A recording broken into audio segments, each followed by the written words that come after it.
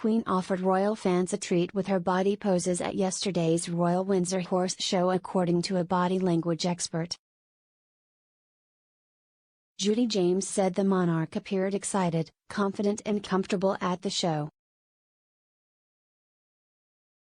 Her Majesty has been suffering with mobility issues recently but was seen walking slowly holding her stick. She then watched a parade of horses alongside Prince Edward and Sophie Wessex. Shortly afterwards, the royal matriarch looked delighted after she was presented with a trophy after one of her Highland ponies won first place in the show. The monarch was also spotted in the passenger seat of her Range Rover to watch the action in the parade ring. The Queen's appearance at the event came just days after she skipped the state opening of Parliament because of health concerns. Body language expert Judy James told the Daily Mirror that the monarch looked happy and her appearance was a relief for royal fans. She said, after the somber mood at the state opening of Parliament, where her presence was so painfully emphasized by the empty throne and the sight of her son staring mournfully at the crown in front of him, this appearance from a very joyful, chatty and at times excited-looking Queen is a relief and a treat for royal fans. Even her mobility issues looked less worrying as she made her way to her seat, and of course, unlike formal appearances, she was able to tailor her movements more comfortably, sitting in the car and chatting to friends through the window at one point.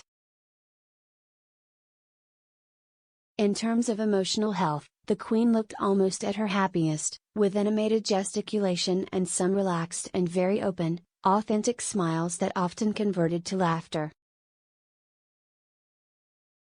She adopted two key poses when she first sat down. One was a confident and comfortable arms play, with her elbows on the arms of her chair, and the second was to sit with her hands clasped in her lap and a smile of excitement and expectation before the show started. When she was handed her own trophy, her open-mouthed smile of obvious delight made it look as though this was the first trophy she had ever been awarded. Ms. James also analyzed the body language of those around the Queen and observed that they showed no signs of concern for her despite recent health scares.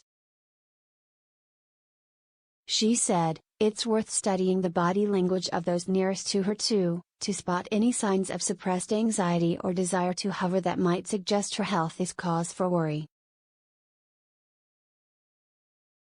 In this case it was Edward on hand, and he seemed to be enjoying himself almost as much as his mother, leaning towards her to chat but not using any gestures to suggest he was poised to support her or monitoring her for any problems. It comes after the BBC has announced that it will scrap the license fee for the duration of the Platinum Jubilee long weekend at the beginning of next month.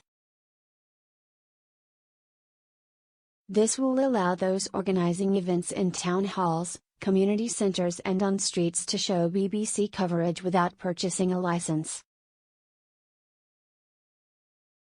Big screens are due to be erected in London, Edinburgh and Cardiff to show proceedings.